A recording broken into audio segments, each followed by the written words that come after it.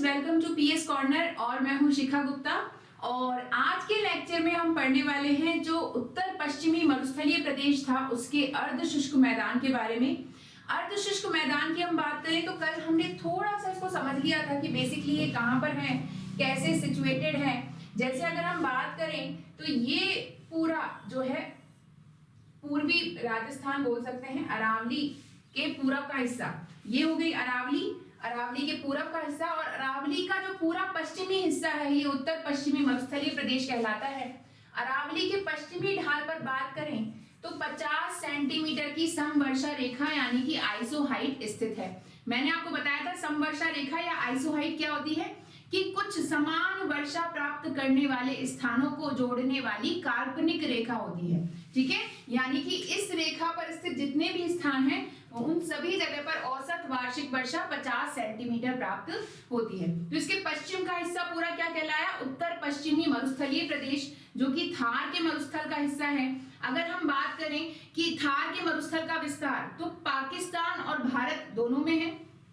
भारत में बात करें तो पंजाब, हरियाणा, राजस्थान और गुजरात 4 राज्यों में है। ठीक है, और लगभग इसका 80% हिस्सा राजस्थान के अंदर है। ठीक है, तो राजस्थान के अंदर सबसे बड़ा भाग है थार के मरुस्थल का और वो अरावली की 50 सेंटीमीटर समवर्षा रेखा के पश्चिम में स्थित है। कल के वीडियो में जो लास्ट वीडियो था उसमें हमने चर्चा की थी कि इसकी अगर हम पूर्वी और पश्चिमी सीमा की बात करें तो पूर्वी सीमा हो गई 50 सेंटीमीटर की समवर्षा रेखा और पश्चिमी सीमा रेड क्लिफ रेखा हो जाती है, जो कि भारत और पाकिस्तान के बीच की सीमा का नाम है।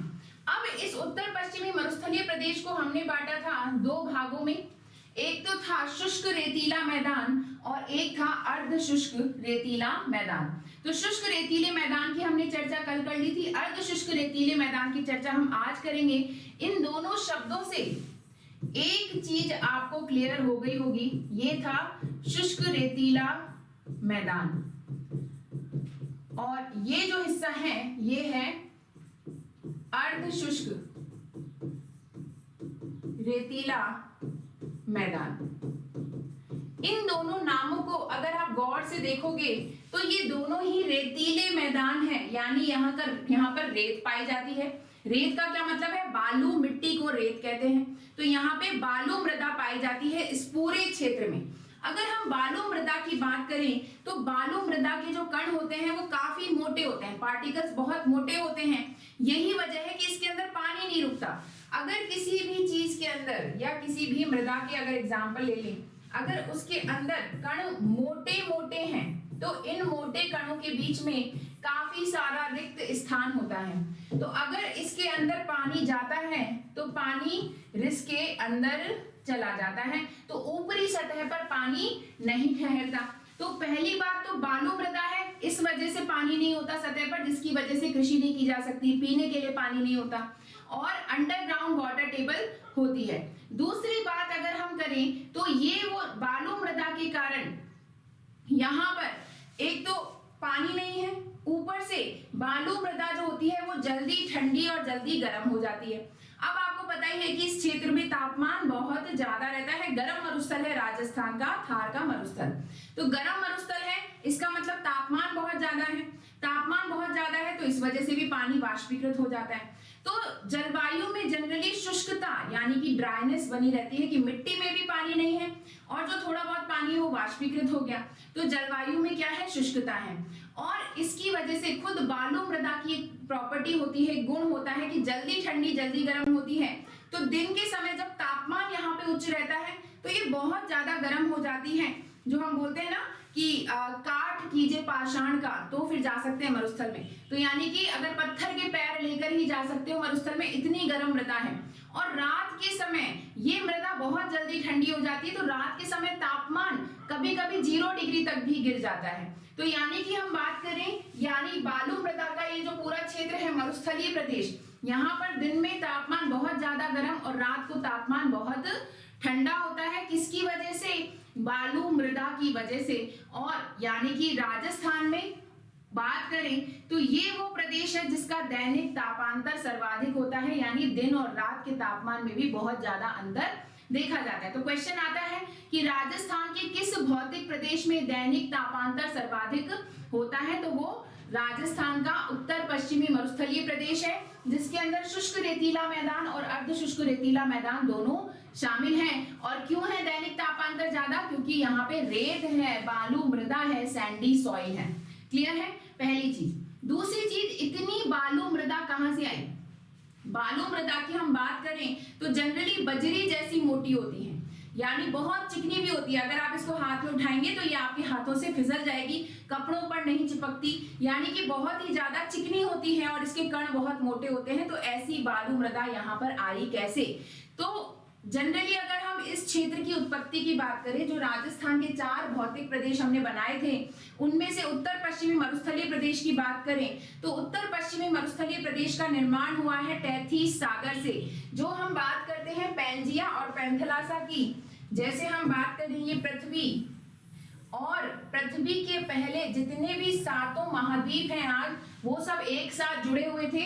इस जगह को हमने कहा पैंजिया, है ना, इसको हमने कहा पैंजिया, और बाकी के जो इसके चारों ओर पानी था, इस पानी को हमने कहा पैंथलासा। ये हमने लास्ट वीडियो में भी पढ़ लिया था। और इन दोनों के बीच में ये सकरा जल निकाय जो है, छिछला, सकरा और लंबा जलीय निकाय क्या कहलाता है? भूसन्नति कहलाता है। इस भूसन्नति में था टैथीस सागर, इसे कहते हैं टैथीस सागर। ठीक है, पैंजिया के 2 हिस्से हो गए। नीचे वाला हिस्सा क्या कहलाया? नीचे वाला हिस्सा कहलाया गोंडवाना लैंड, गोंडवाना लैंड, और ऊपर वाला हिस्सा कहलाया लॉरेंशिया। इसकी चर्चा हमने लास्ट वीडियो में कर ली थी। और हुआ क्या, मैंने आपको बताया था कि भारत किसका हिस्सा था? गोंडवाना लैंड का हिस्सा था। और भारत और ऑस्ट्रेलिया आज भी एक साथ एक ही प्लेट से जुड़े हुए हैं, इंडो ऑस्ट्रेलियन प्लेट। तो भारत की जो प्लेट थी, भारत ऑस्ट्रेलियन प्लेट से जुड़ा हुआ था, गोंडवाना लैंड का हिस्सा था। तो आज गोंडवाना लैंड के जितने भी हिस्से हैं, दक्षिणी अमेरिका, अफ्रीका, ऑस्ट्रेलिया, अंटार्कटिका, सब कहाँ है? दक्षिणी गोलार्ध में। लेकिन भारत कहाँ है? उत्तरी गोलार्ध में। तो यानी कि भारत और इंडो ऑस्ट्रेलिया वाली जो प्लेट थी, उसकी गति यहाँ से उत्तर की ओर होती है। ठीक है, उसकी गति गोंडवाना लैंड का हिस्सा था और इसकी गति हुई उत्तर की ओर, इंडो ऑस्ट्रेलियन प्लेट की, जिसकी वजह से भारत आज उत्तरी गोलार्ध में पहुंच गया। और जब इस प्लेट की गति उत्तर की ओर हुई तो ये जो टैथीस सागर था, इसके अंदर बलन पड़ गए। इसके अंदर क्या हुआ, जब ये प्लेट आई तो ये सकरा होता चला गया। और जो महासागरों के आसपास आपने देखा होगा बीचेस पे क्या होती है? बीच पर बजरी होती है ना, बीच पर क्या होती है? बजरी होती है। और महासागरों की तली में भी बजरी जैसी चीजें होती हैं, जिनको हम महासागरीय निक्षेप बोलते हैं, ओशियानिक डिपॉजिट बोलते हैं। तो महासागर की तली में भी बजरी जैसे अवसाद पाए जाते हैं, जो कि नदियों के द्वारा लाए जाते हैं। ठीक है, तो इसमें जब बलन पड़े तो हिमालय बन गया, है ना, क्या बन गया? हिमालय बन गया। और टैथीस सागर के जो अवशेष के रूप में आज हम स्थान देखते हैं, वो हम देखते हैं ये थार का मरुस्थल। ऐसा माना गया जो थार का मरुस्थल है, ये टैथीस सागर का अवशेष है। इसके ऊपर एक समय टैथीस सागर था, वो पानी हट गया और वहां पे वो बजरी जैसी चीज रह गई, जो कि आज क्या है? बालू मृदा है। जो अरब सागर है, ऐसा माना जाता है कि जो अरब सागर है वो बेसिकली टैथीस सागर का अवशेष है, टैथीस सागर का ही पानी है। क्लियर है? तो यहाँ पे बालू मृदा कहाँ से आई? इस टैथीस सागर से आई। तो एक चीज आपको याद रखनी है कि इसका पूरे जो मरुस्थलीय प्रदेश है, इसका निर्माण किससे हुआ? मरुस्थलीय प्रदेश का निर्माण टैथीस सागर से हुआ। मरुस्थलीय प्रदेश का निर्माण किससे हुआ? टैथीस सागर से हुआ।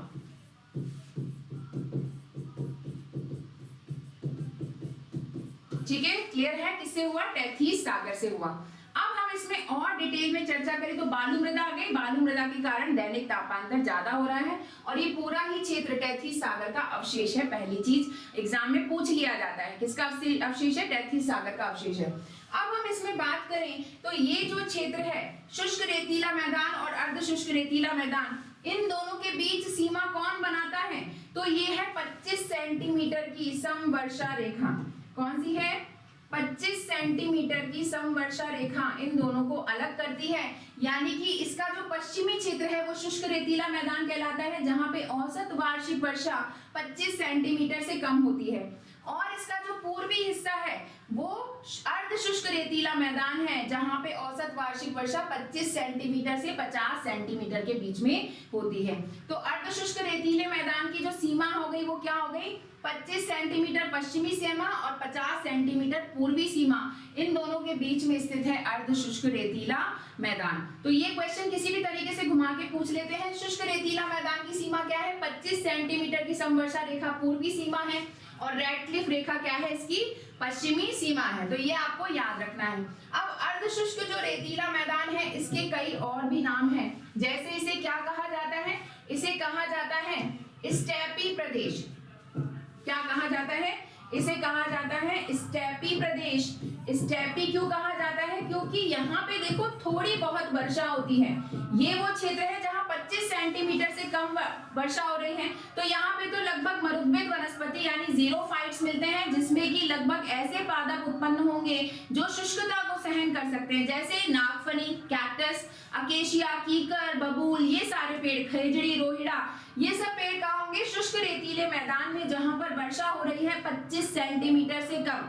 और हम बात करें अर्ध शुष्क रेतीला मैदान, तो यहाँ वर्षा हो रही है 25 से 50 सेंटीमीटर के बीच में। तो हालांकि बहुत ज्यादा वनस्पति को तो इतनी वर्षा नहीं पोषित करती, लेकिन यहाँ पर हो सकते हैं घास के मैदान, और घास के मैदानों को हम जनरली क्या कहते हैं, स्टेपी कहते हैं। हालांकि शीतोष्ण कटिबंधीय घास के मैदानों को हम क्या कहते हैं, स्टेपी कहते हैं। तो राजस्थान का ये जो क्षेत्र है ये कहाँ पर है, शीतोष्ण कटिबंध में है। कैसे कि कर्क रेखा राजस्थान के कहां से गुजरती है, कर्क रेखा राजस्थान के एकदम दक्षिणी हिस्से से इस प्रकार से गुजरती है, और 30 डिग्री जो अक्षांश है, 30 डिग्री उत्तरी अक्षांश से 60 डिग्री उत्तरी अक्षांश के बीच का जो क्षेत्र है वो क्या कहलाता है, शीतोष्ण कटिबंध कहलाता है। तो शीतोष्ण कटिबंध में स्थित है ये क्षेत्र, और इसलिए ये शीतोष्ण कटिबंधीय घास के मैदान है, जिन्हें हम क्या कहते हैं, स्टेपी कहते हैं। कहां पर, एशिया में, मध्य एशिया में इनको क्या कहा जाता है, स्टेपी कहा जाता है।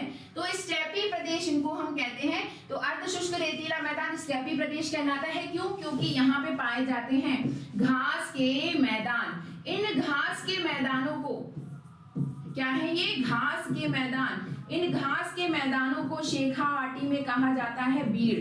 क्या कहते हैं, शेखावाटी में बीड़ कहते हैं इन घास के मैदानों को। और ये जो घास के मैदानी क्षेत्र हैं ये कहीं कहीं पर उपजाऊ भी हैं। जैसे नागौरी क्षेत्र में अगर हम बात करें तो उपजाऊ जो क्षेत्र, नागौर में आप देखोगे सर्वाधिक खारी झीलें, सर्वाधिक लवणीय झीलें कहाँ मिलती हैं, नागौर में मिलती हैं। नागौर जिले में सबसे ज्यादा खारी झीलें हैं, ठीक है। तो नागौर में इतनी खारी झीलें होने की वजह से ज्यादातर मृदा कैसी है, लवणीय है। लेकिन कहीं कहीं पर उपजाऊ जो है क्षेत्र पाया जाता है, जिसे हम क्या कहते हैं, रोही कहते हैं। अभी मैं आपको बताऊंगी उसे हम क्या कहते हैं, रोही कहते हैं। नागौर में कहाँ कहते हैं, नागौर में रोही कहते हैं। क्लियर है, तो एग्जाम में पूछ लिया जाता है, तो इसे थोड़ा सा आप ध्यान में रखेंगे। रोही क्या है, नागौर में बेसिकली घास के मैदानों का क्षेत्र बोल लीजिए या उपजाऊ क्षेत्र बोल लीजिए, जहां पर थोड़ी बहुत कृषि कार्य किए जा सकते हैं, उसे हम क्या कहते हैं, रोही कहते हैं। और बीड़ किसे कहते हैं, शेखावाटी क्षेत्र में इसको क्या कहा जाता है, बीड़ कहा जाता है। ठीक है, एक क्वेश्चन और पूछा जाता है एग्जाम में कि हमने थली की चर्चा तो कल कर ली थी, एक क्वेश्चन आता है कि लघु मरुस्थल किसे कहते हैं, लिटिल डेजर्ट किसे कहते हैं। तो लिटिल डेजर्ट की चर्चा करें तो यहाँ पर कच्छ के रण से लेकर नीचे क्या है, कच्छ का रण है, कच्छ के रण से लेकर बीकानेर तक का क्षेत्र, कच्छ के रण से लेकर बीकानेर तक का क्षेत्र क्या कहलाता है, लघु मरुस्थल कहलाता है या लिटिल डेजर्ट कहलाता है। पूछा जाता है कई बार। तो लघु मरुस्थल कहते हैं किसे, कच्छ के रण से लेकर बीकानेर तक का क्षेत्र, क्योंकि बीकानेर के दक्षिण का क्षेत्र है, जैसे पाली, जालौर है ना, बाड़मेर, यहाँ पे जनरली क्या है, लवणीय मृदा पाई जाती है, खारी मिट्टी पाई जाती है। और ऐसा माना जाता है कि जो बाड़मेर जालौर है यहाँ तक पहले अरब सागर का जल पहुंचता था, जिसके अवशेष हमें कच्छ के रण में मिलते हैं। कच्छ के रण में क्या है, नमक मिलता है, आपको पता ही है, सफेद मिट्टी है, क्यों, लवण है, उसके अंदर नमक है। समुद्री नमक उत्पन्न करने के लिए सबसे बेस्ट प्लेस है कच्छ का रण। तो कच्छ के रण में जो है दलदली क्षेत्र है, वो दलदल किसकी वजह से बना है कि पहले वहां अरब सागर का जल था, और ये अरब सागर का जल पहले जालौर बाड़मेर तक आता था, जिसे हम क्या कहते हैं, नेहड़ कहते हैं। ठीक है, रेल या नेहड़ कहा जाता है उस क्षेत्र को। तो वहां यहाँ पर अरब सागर का जल आता था, इसलिए वहां की मृदा भी लवणीय है, पाली की मृदा भी लवणीय है। अगर हम बात करें लूड़ी नदी की तो बाड़मेर बालोतरा के आगे कैसी हो जाती है, खारी हो जाती है। तो ये जो पूरा क्षेत्र है बीकानेर के दक्षिण वाला, यहाँ पर जनरली लवणीय मृदा का विस्तार है, यानी कि कच्छ के रण से मिलती हुई ये टोपोग्राफी है। तो ये मरुस्थल इस बाकी मरुस्थल से इस हिसाब से क्या है, थोड़ा सा डिफरेंट है, अलग है, इसलिए इसे क्या कहते हैं, लघु मरुस्थल या लिटिल डेजर्ट कहा जाता है। किसे, बीकानेर तक के भाग को, कच्छ के रण से लेकर बीकानेर तक का हिस्सा क्या कहलाता है, लघु मरुस्थल कहलाता है। ठीक है, तो यहाँ पे हमने बहुत सारी चीजें देखी। पहले क्या बोलते हैं, इसे शुष्क रेतीला मैदान बोलते हैं, इसे अर्धशुष्क रेतीला मैदान बोलते हैं। दोनों को कौन अलग करता है, 25 सेंटीमीटर की समवर्षा रेखा। अर्धशुष्क रेतीले मैदान को क्या कहते हैं, इसको स्टेपी प्रदेश भी कहते हैं, क्योंकि यहाँ घास के मैदान मिलते हैं, और घास के मैदानों को शीतोष्ण कटिबंध में क्या कहा जाता है, एशिया में स्टेपी कहा जाता है। फिर इन घास के मैदानों को शेखावाटी में स्थानीय भाषा में क्या कहते हैं, बीड़ कहते हैं। और इसी तरह के जो उपजाऊ मैदान हमें नागौर में मिलते हैं, उन्हें हम क्या कहते हैं, रोही कहते हैं। ठीक है, पहली चीज तो ये क्लियर हो गई। अब इसी क्षेत्र का एक और नाम है जिसे कहते हैं राजस्थान बांगड़। ठीक है, क्या कहते हैं, राजस्थान बांगड़ कहते हैं, राजस्थान बांगड़।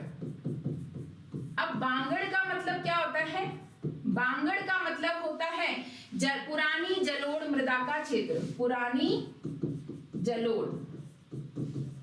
ठीक है, जलोढ़ मृदा क्या होती है, जो जल के साथ आए, यानी कि नदियों के साथ जो बहकर मृदा आती है किसी और जगह से, किसी पर्वत को काट के जब नदियां अपने साथ अवसाद लेकर आती हैं और अपने क्षेत्र में बिछा देती हैं, उसे हम क्या कहते हैं, जलोढ़ कहते हैं। तो जलोढ़ मृदा नदियों के द्वारा लाई जाती है, और ये पुरानी जलोढ़ है। इसका मतलब कि किसी क्षेत्र में जहां कोई पुरानी नदी बहती थी, या फिर हम बोल सकते हैं कि कभी उस नदी में बाढ़ आई थी और उस बाढ़ का पानी जिस क्षेत्रों में फैला था, तो नदी की जलोढ़ मृदा उन क्षेत्रों तक पहुंच जाती है, तो उसे पुरानी जलोढ़ कहते हैं।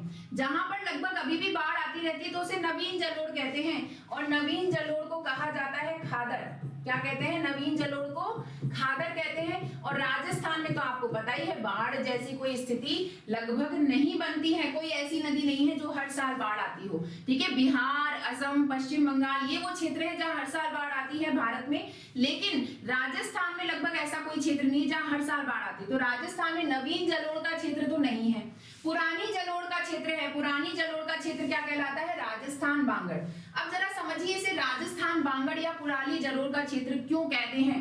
देखो, यहाँ पे ऊपर एक नदी बहती है जिसका क्या नाम है, जिसका नाम है घग्गर।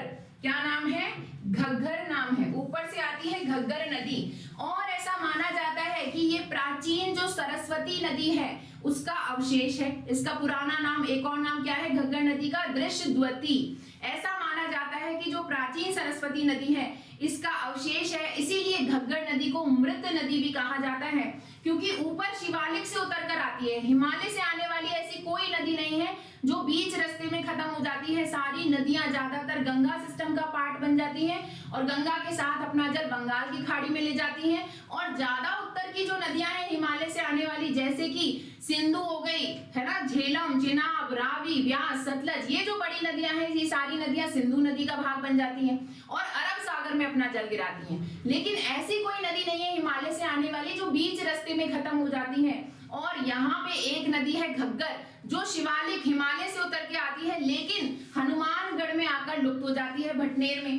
ठीक है, तो ऐसा कैसे हो सकता है कि हिमालय से तो लगातार पानी आ रहा है और अचानक से कैसे लुप्त हो सकता है। उसकी वजह यहीं पर यही है कि यहाँ पे बालू मिट्टी पाई जाती है। बालू मृदा मैंने आपको बताया था, इसके कण कैसे होते हैं, मोटे होते हैं, और इन मोटे कणों में जो जल होता है वो क्या होता है, नीचे चला जाता है रिसकर। तो यहाँ पे ये नदी भी पूरी गायब हो जाती है। गायब क्या हो जाती है, जमीन के अंदर चली जाती है।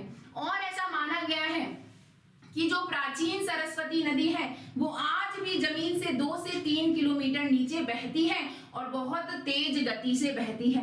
हालांकि इसकी जो है ट्रेसिंग की जा रही है, भविष्य में हो सकता है इसमें और बड़े खुलासे हों, लेकिन आज तो सिर्फ ऐसी संभावनाएं व्यक्त की जा रही हैं कि 2 से 3 किलोमीटर सतह के नीचे आज भी सरस्वती नदी बहती है। नीचे क्यों बहती है, क्योंकि ये लुप्त हो गई है। लुप्त कहाँ हो गई है, बालू मृदा के अंदर लुप्त हो गई है, क्योंकि बालू मिट्टी के कण मोटे हैं तो नीचे गायब हो जाती है। तो अब ये जो घग्गर नदी है बेसिकली क्या है, सरस्वती नदी का अवशेष है, इसलिए इसे मृत नदी कहते हैं। तो यानी कि पहले जो सरस्वती नदी बहती थी वो कहाँ बहती होगी, इस पूरे क्षेत्र में बहती होगी।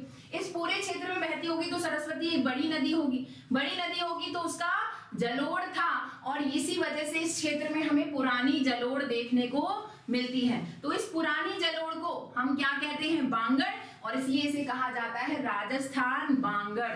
समझ गए, राजस्थान बांगड़ क्यों कहते हैं, क्योंकि यहाँ पे पुरानी जलोढ़ मिलती है। अब ये पुरानी जलोढ़ कहाँ से आई, तो पुरानी जलोढ़ हो सकता है इस वजह से यहाँ पर आई है। ठीक है, ऐसे ही लूनी नदी की हम बात करें तो लूनी नदी में भी हो सकता है एक समय पर बहुत ज्यादा जल पाया जाता हो, और इस वजह से यहाँ पर जो है इतनी ज्यादा हम बोल सकते हैं कि आसपास थोड़ा बहुत उपजाऊ क्षेत्र भी है। ऊपर से लूनी एक बड़ी नदी बनती है, 6 जिलों से होकर गुजरती है, और इसकी कई सारी जो सहायक नदियां हैं वो भी काफी क्षेत्र को सिंचित करती हैं। जैसे जवाई बांध जो जवाई नदी पर बना हुआ है पाली जिले के अंदर, जवाई किसकी सहायक नदी है, लूनी की सहायक नदी है, और जवाई बांध को राजस्थान का अमृत सरोवर या मारवाड़ का अमृत सरोवर कहा जाता है। ठीक है, समझ गया। तो इसे राजस्थान बांगड़ भी कहते हैं। क्यों कहते हैं, पुरानी जलोढ़ है, पुरानी जलोढ़ कहाँ से आई, तो हो सकता है सरस्वती नदी की पुरानी जलोढ़ हो। तो सबसे पहले तो हमने चर्चा कर ली इसके नामों की। अब हम थोड़ी सी इसकी और चर्चा कर लेते हैं। देखें जरा हम क्या लेकर आए हैं। यह प्रदेश अरावली पर्वत के निकटवर्ती पश्चिमी भाग में 25 से 50 सेंटीमीटर वर्षा वाले क्षेत्रों में पाया जाता है। इसको भौतिक विभाजन के दृष्टिकोण से 4 भागों में बांटा जा सकता है, जिसकी चर्चा हमने कल कर ली थी। घग्गर प्रदेश, शेखावाटी प्रदेश, नागौरी उच्च भूमि और गोडवाड़ या लूनी बेसिन प्रदेश। लूनी जो बेसिन है, लूनी नदी का क्षेत्र है, उसे गोडवाड़ भी कहते हैं। क्यों, क्योंकि यहाँ पे गोडवाड़ी भाषा बोली जाती है। ठीक है, तो सबसे पहले हम चर्चा कर लेते हैं घग्गर प्रदेश की। और जो घग्गर प्रदेश है वो ऑब्वियसली घग्गर नदी का क्षेत्र है। घग्गर नदी का क्षेत्र किन 2 जिलों में है, श्री गंगानगर हनुमानगढ़ जिलों में है। और श्री गंगानगर हनुमानगढ़ में भी ये नदी बहुत थोड़ी, हालांकि नदी बहुत लंबी है, कहां से आ रही है, शिवालिक से आ रही है। शिवालिक से उतरकर लगभग 465 किलोमीटर इस नदी की लंबाई है। लेकिन राजस्थान में बात करें तो राजस्थान में इसकी लंबाई मात्र 100 किलोमीटर है, और ऊपर शिवालिक से आकर कहां पर रह जाती है, हनुमानगढ़ में गायब हो जाती है, हनुमानगढ़ के भटनेर नामक स्थान पर। लेकिन जब इसमें थोड़ा ज्यादा जल आता है, क्योंकि ये ना कहां से आ रही है, ये आ रही है हिमालय से, तो इसमें जल बढ़ता है। गर्मियों में हिमनद ज्यादा पिघलते हैं, नदियों में पानी बढ़ जाता है, तो जब इसमें ज्यादा जल होता है तो ये श्री गंगानगर तक पहुंचती है, और बहुत ज्यादा जल होता है तो ये पाकिस्तान तक पहुंचती है। ठीक है, पाकिस्तान में एक जगह है फोर्ट अब्बास, क्या नाम है उस जगह का, फोर्ट अब्बास, जहां तक इस नदी का जल पहुंच जाता है। और पाकिस्तान में इस नदी को कहा जाता है हाकड़ा। क्या कहा जाता है, हाकड़ा। अब ये नदी शिवालिक से उतर के आती है, और जैसा मैंने बताया कि हो सकता है प्राचीन सरस्वती नदी का अवशेष है ये।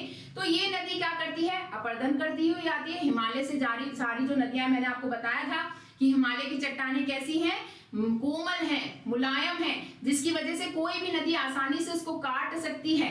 तो इस नदी ने भी इसको खूब काटा है, और इस वजह से अपर्दन के कारण क्या हो गई है, यहाँ पर दरारें पड़ गई हैं। अब लेकिन घग्गर नदी बहुत ज्यादा बड़ी नदी नहीं है, तो जब इसने जमीन को काटा तो राजस्थान में इसका क्षेत्र जो है कुछ दरारों जैसा बन गया, कि किसी नदी ने इसमें दरारें कर दी हैं, और छोटे छोटे जो है क्षेत्र इसका दिखाई देता है। तो इसलिए इस नदी के पाट को, यानी इसके ड्रेनेज बेसिन को राजस्थान में क्या कहते हैं, राजस्थान में कहते हैं इसको नाली। क्या कहते हैं, नाली।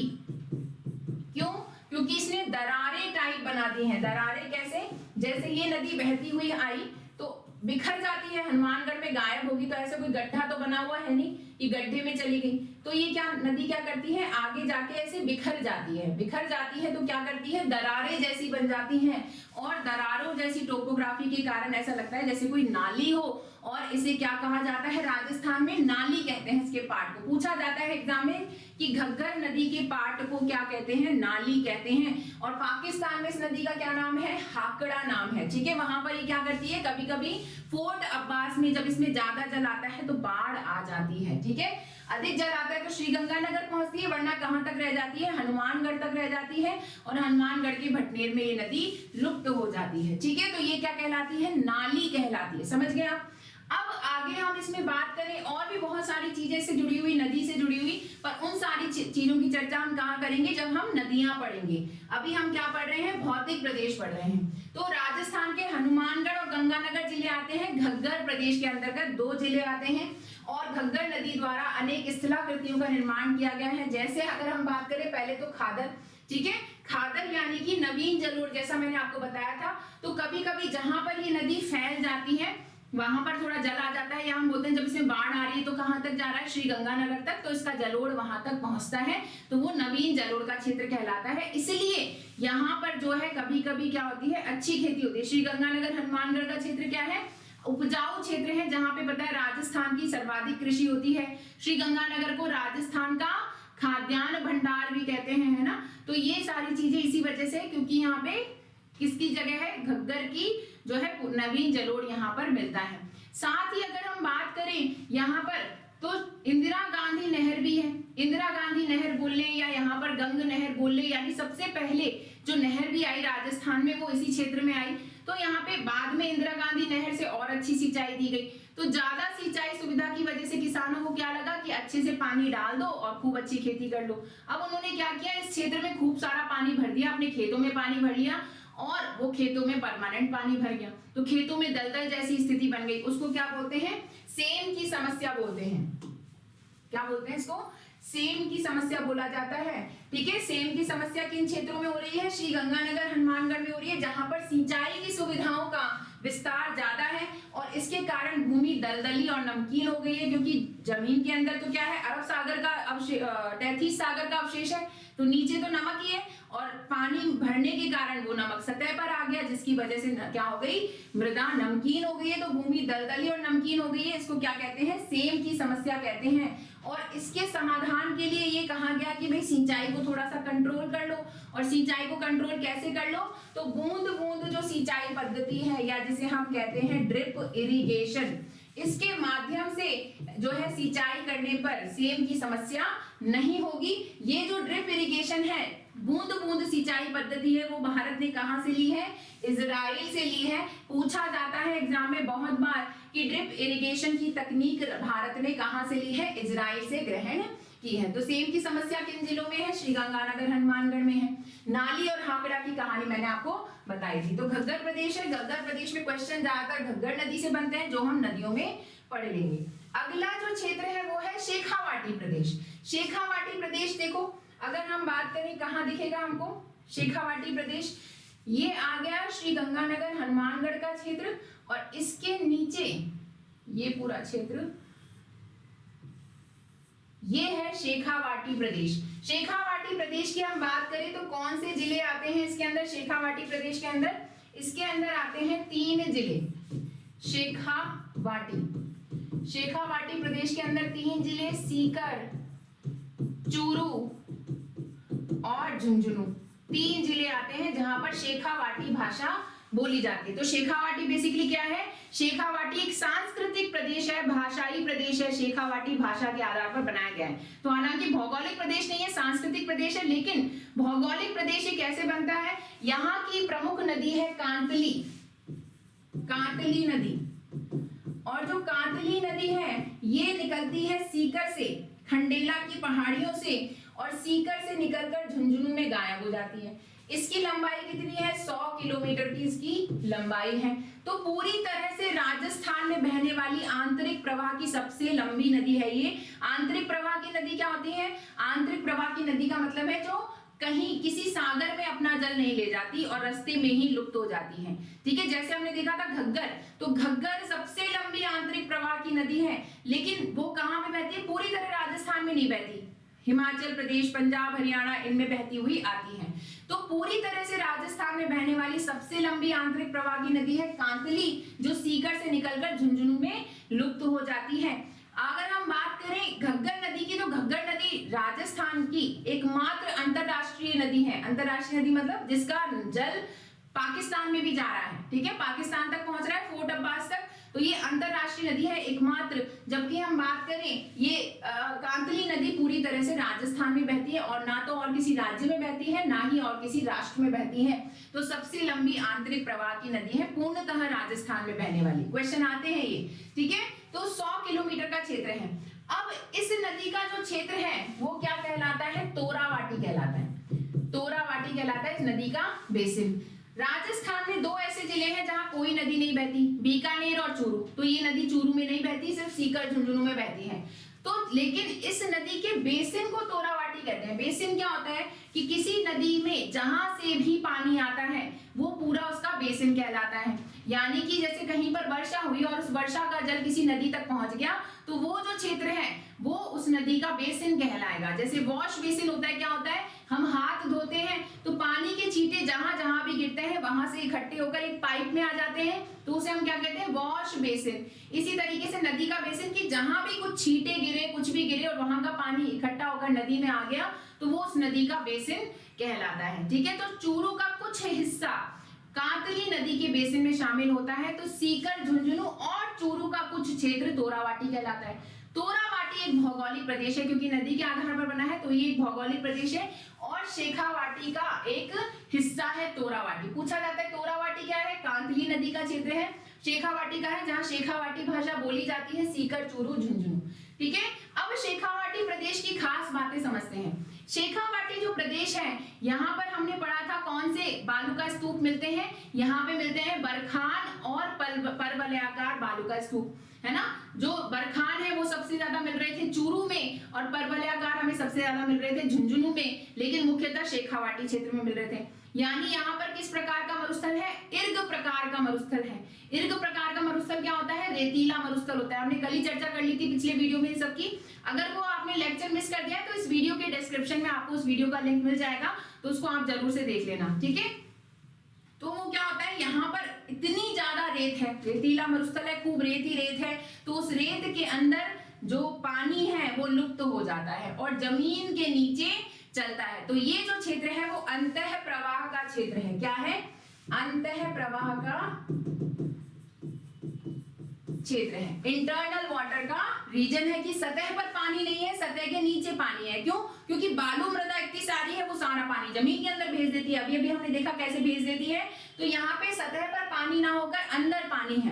अब अंदर पानी है तो क्या करना है, आपको पीने के लिए पानी निकालना पड़ेगा। तो यहाँ पे लोग क्या करते हैं, कच्चे कुएं बना लेते हैं। क्या बना लेते हैं, कच्चे कुएं बना लेते हैं उस पानी को निकालने के लिए। कच्चे कुओं का मतलब क्या है, उसमें कुछ नहीं होता, ईंट बजरी सीमेंट कुछ नहीं, बस कुआं सा खोद लिया, जमीन में गड्ढा खोद लिया और पानी निकाल लिया। तो कच्चे कुएं जो बना लेते हैं यहाँ पर, उनको क्या कहा जाता है, उनको यहाँ पर कहा जाता है, अभी हम ये सारी चीजें पढ़ लेते हैं। जैसे हमने बात की कुछ शेखावाटी प्रदेश, शेखावाटी प्रदेश सीकर चूरू झुंझुनू जिलों में है।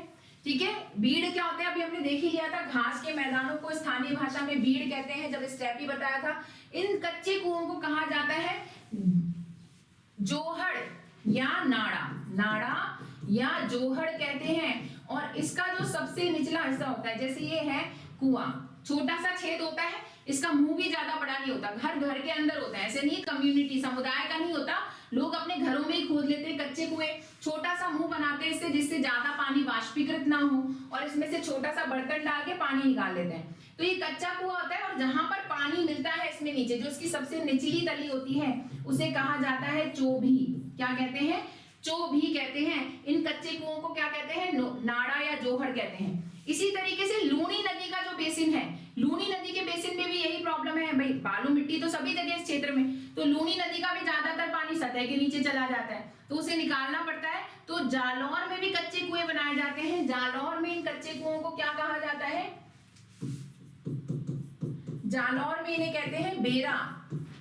इसी तरीके से जयपुर के आसपास भी जो कच्चे कुएं बनाए जाते हैं उन्हें कहा जाता है बेरी या कुई। तो इस तरीके से पूछा जाता है। कच्चे कुओं को शेखावाटी में क्या कहा, शेखावाटी में कहते हैं इन्हें जोहड़ या नाड़ा, जालौर में कहते हैं बेरा और जयपुर में क्या कहते हैं, बेरी या कुई कहते हैं। ठीक है। तो जोहर नाड़ा क्या होता है, शेखावाटी क्षेत्र में मरुस्थल भागों में नीचे पाई जाने वाली चूना पत्थर की चट्टानों से जल का रिसाव होकर नीचे की ओर चला आता है और कठोर चट्टानों पर जाकर इकट्ठा हो जाता है। इसको निकालने के लिए स्थानीय कुओं का निर्माण किया जाता है, जिन्हें क्या कहते हैं, जोहर कहते हैं। और जोहर का सबसे निचला भाग क्या कहलाता है, चोभी कहलाता है। तोरावाटी क्या है, कांतिली नदी का निकटवर्ती क्षेत्र क्या कहलाता है, तोरावाटी कहलाता है। तो ये सारी चीजें हमने चर्चा कर ली। अगला प्रदेश है नागौरी उच्च भूमि। अब नागौरी उच्च भूमि कहाँ है, आओ जरा देखें, है ना,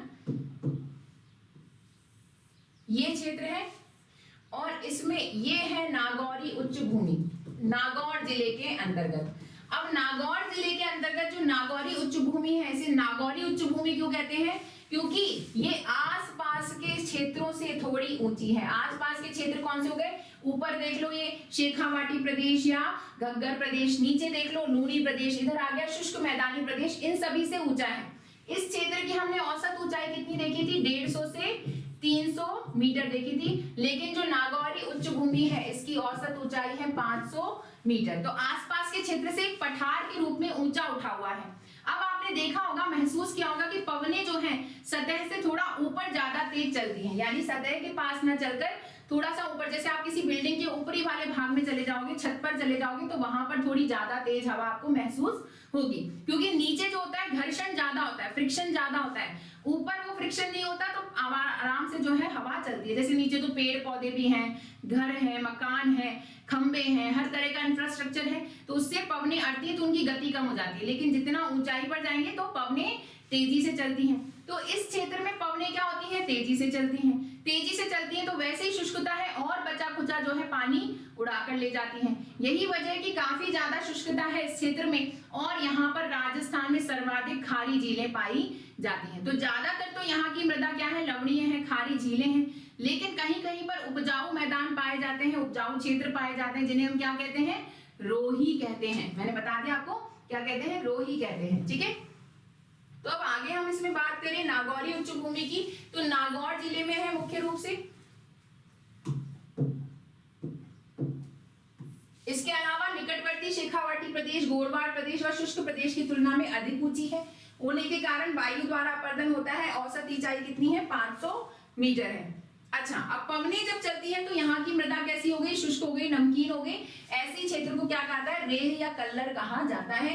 तो तीव्र पवनों के द्वारा भूमि के ऊपर से जल के सूखने के कारण भूमि पर सफेद नमकीन परत का जमाव हो जाता है, जिसे रेह या कल्लर भूमि कहते हैं। कि नमकीन हो गई, मैंने आपको बताया खारी झीलें हैं, नमकीन हो गई यहाँ की जमीन, और इस वजह से क्या कहते हैं, रेह या कल्लर कहते हैं। एकदम बंजर भूमि होती है, इस पर कुछ नहीं हो सकता। लेकिन आसपास कुछ उपजाऊ क्षेत्र है जिसे हम रोही कहते हैं। यह भूमि कृषि कार्य हेतु अनुपयुक्त मानी जाती है, बंजर है।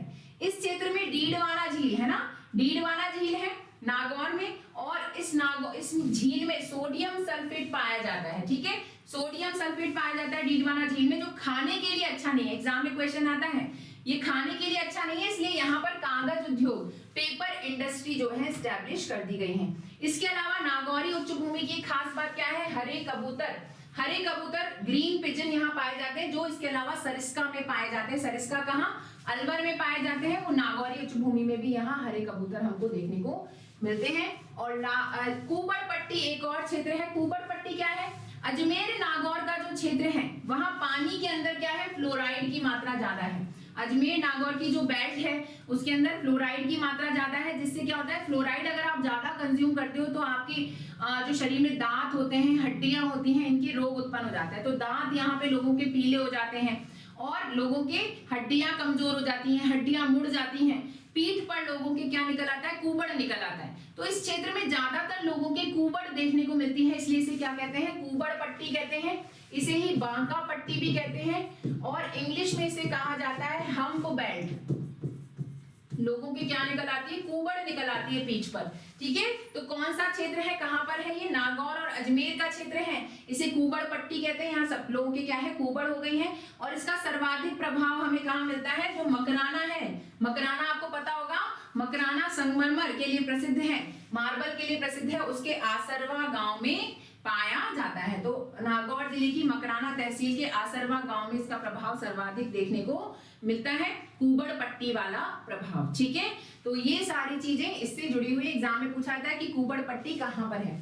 लास्ट प्रदेश है लूनी बेसिन या गोडवाड़ प्रदेश। लूनी नदी को हम डिटेल में नदियों में पढ़ेंगे कि अजमेर के नाग पहाड़ से निकलती हैं और कहां पर अपना जल ले जाती है, कच्ची के रण में लुप्त हो जाती है, ये सारी चीजें हम वहां पढ़ेंगे। कुछ ही चीजें यहाँ जान लेते हैं कि इसको गोडवाड़ प्रदेश कहा जाता है। क्यों कहा जाता है गोडवाड़ प्रदेश? क्योंकि यहाँ गोडवाड़ी भाषा बोली जाती है ना, गोडवाड़ी भाषा बोली जाती है। तो लूनी नदी का विस्तार है, 6 जिलों में लूनी नदी है, अजमेर, नागौर, पाली, जोधपुर, बाड़मेर, जालौर। लेकिन अगर हम लूनी बेसिन प्रदेश की बात करें तो अजमेर को जनरली अरावली जिला माना जाता है। नागौर नागौरी उच्च भूमि में चला गया। तो इसके अंदर कौन कौन से जिले आते हैं? इसके अंदर आते हैं मुख्यतः पाली, जोधपुर, बाड़मेर और जालौर। ये 4 जिले जो हैं राजस्थान के शुष्क अर्ध शुष्क रेतीले मैदान की दृष्टि से इसके अंदर शामिल किए जाते हैं। ठीक है, पाली, जोधपुर, बाड़मेर और जालौर। लूनी नदी के आसपास का जो निकटवर्ती भरा क्षेत्र है उसे गोडवाड़ कहते हैं और यहाँ पे गोडवाड़ी भाषा बोली जाती है। यहाँ पे मैंने आपको बता ही दिया था कि जहां पर अरब सागर का जल लहराता था उसे क्या कहते हैं? रेल या नेहड़ कहा जाता है। जहां तक अरब सागर का जल पहुंचता था, अरब सागर का जल, तो ये कहां पर है? बाड़मेर, जालौर के क्षेत्र में है, जालौर और बाड़मेर के क्षेत्र में। और यहाँ पर मृदा कैसी है? लवणीय मृदा है। तो इस क्षेत्र को जालौर बाड़मेर क्षेत्र में क्या कहते हैं? रेल या नेहड़ कहते हैं और इसकी मृदा लवणीय मृदा है। ठीक है, आज से ऐसा बोलते हैं कि काफी समय पहले तक यहाँ पर अरब सागर का जल जो है लहराता था, जिसका बचा हुआ शेष भाग हम कच्चे के रण के रूप में देखते हैं, दलदली क्षेत्र के रूप में। अच्छा, यहाँ पे कच्चे कुएं खोद लिए जाते हैं, मैंने आपको बताया था, जिन्हें क्या कहते हैं? बेर या बेरा कहते हैं। ठीक है, तो ये एग्जाम में पूछ लिया कई बार जाता है। लूनी नदी को डिटेल में हम वहां पढ़ेंगे। लूनी नदी के बेसिन में बाड़मेर जिले के अंतर्गत सिवाड़ा गांव में मोकलसर तक छोटी बड़ी 56 गोलाकार पहाड़ियां हैं। ठीक है, इनको हम क्या कहते हैं? इनको 56 की पहाड़ियां कहा जाता है। तो 56 की पहाड़ियां कहाँ है? इसी क्षेत्र में है। कहां पर है? बाड़मेर में है। बाड़मेर के सिवाड़ा गांव से मोकलसर गांव तक। ठीक है, 56 गोलाकार पहाड़ियां हैं। कैसी है? गोलाकार पहाड़ियां। ये किसकी पहाड़ियां हैं? ग्रेनाइट की पहाड़ियां हैं। पूछा जाता है कि गोलाकार ग्रेनाइट की पहाड़ियां कहां पर स्थित हैं? तो ये कहां पर स्थित है? बाड़मेर के सिवाड़ा से लेकर मोकलसर तक के बीच में स्थित है। 56 गोलाकार पहाड़ियां हैं। जैसे कुछ इस तरीके से ऐसी 56 पहाड़ियां हैं। इन्हें हम क्या कहते हैं? इन्हें 56 की पहाड़ियां कहा जाता है। इन्हें ही क्या कहते हैं? नाकोड़ा। 56 की पहाड़ियां कहते हैं, इसी को कहते हैं नाकोड़ा पर्वत। ठीक है, क्या कहते हैं? नाकोड़ा पर्वत कहते हैं। ग्रेनाइट की बनी हुई पहाड़ियां, ग्रेनाइट पत्थर के खनन के लिए प्रसिद्ध है। इसी पर लिखा हुआ नहीं क्या? इन्हीं पहाड़ियों को नाकोड़ा पर्वत कहते हैं। नाकोड़ा पर्वत इस पे स्थित है।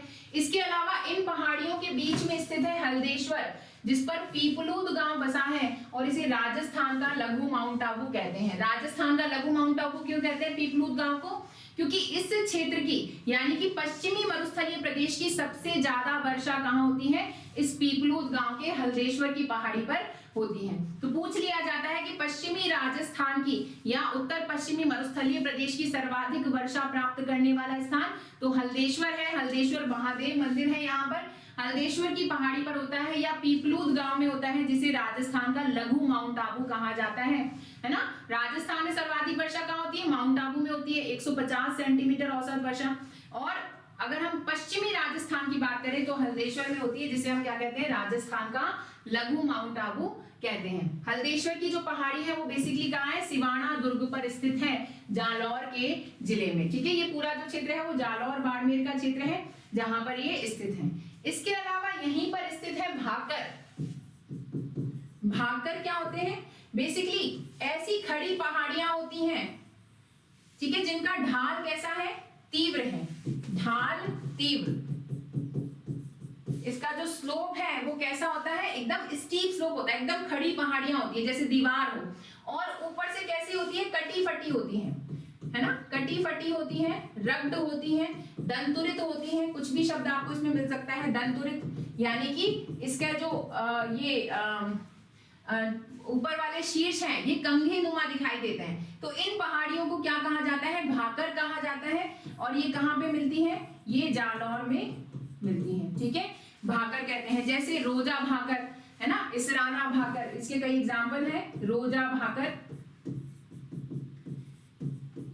इसराना भाकर,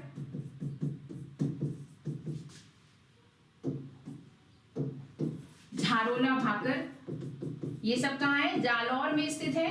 भाकर क्या होती है, खड़ी ढाल वाली, तीव्र ढाल वाली, कटी फटी जो पहाड़ियां होती हैं इनको क्या कहते हैं, भाकर कहते हैं। कहाँ मिलती है, जालौर में मिलती हैं। 56 पहाड़ियां जो है वो गोलाकार पहाड़ियां हैं, वो अलग हैं। गोलाकार पहाड़ियां ग्रेनाइट की बनी हुई है, जालौर से लेकर बाड़मेर तक है, और ये जालौर के अंदर है भाकर पहाड़ियां जो कि तीव्र ढाल वाली हैं। इसके अलावा एक और क्वेश्चन यहाँ पे बनता है, लघु माउंट आबू हमने देख लिया, पीपलूद में स्थित है, ठीक है।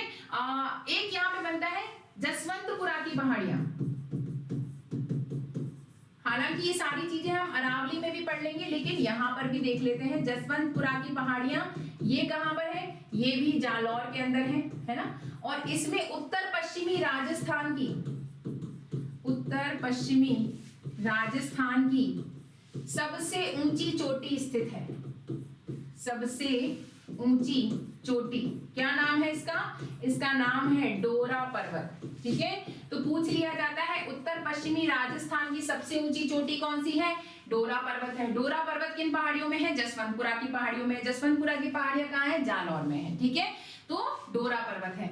उत्तर पश्चिमी राजस्थान की सर्वाधिक वर्षा प्राप्त करने वाला स्थान कौन सा है, हल्देश्वर है। लिख देते हैं यहाँ पर, उत्तर पश्चिमी राजस्थान की सर्वाधिक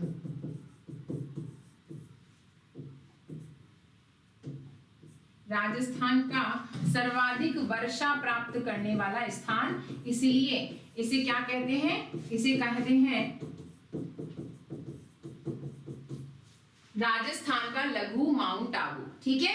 तो ये जो पीडीएफ है ये आपको टेलीग्राम पे चैनल पे मिल जाएगी। टेलीग्राम चैनल का लिंक आपको इस वीडियो के डिस्क्रिप्शन में मिल जाएगा, नहीं तो आप जो इस चैनल का नाम है पीएस कॉर्नर बाय शिखा गुप्ता, उसी नाम से टेलीग्राम पे आप डायरेक्टली सर्च कर सकते हैं और आपको टेलीग्राम चैनल मिल जाएगा। तो ये वीडियो अगर आपको अच्छी लगी हो तो इसे जरूर से लाइक करें, शेयर करें। चैनल सब्सक्राइब नहीं कर रखा है तो चैनल सब्सक्राइब कर लें, बेल आइकन दबा के रखें जिससे नोटिफिकेशन आपको मिल जाए जैसे ही वीडियो अपलोड हो। और कमेंट सेक्शन में अपने डाउट्स पूछिए, फीडबैक्स दीजिए, सजेशंस दीजिए, इन सभी चीजों का स्वागत है। तो इसी के साथ ये वीडियो यहीं खत्म करते हैं, अगले वीडियो में और अच्छी इंफॉर्मेशन के साथ मिलेंगे। Thank you very much, bye bye.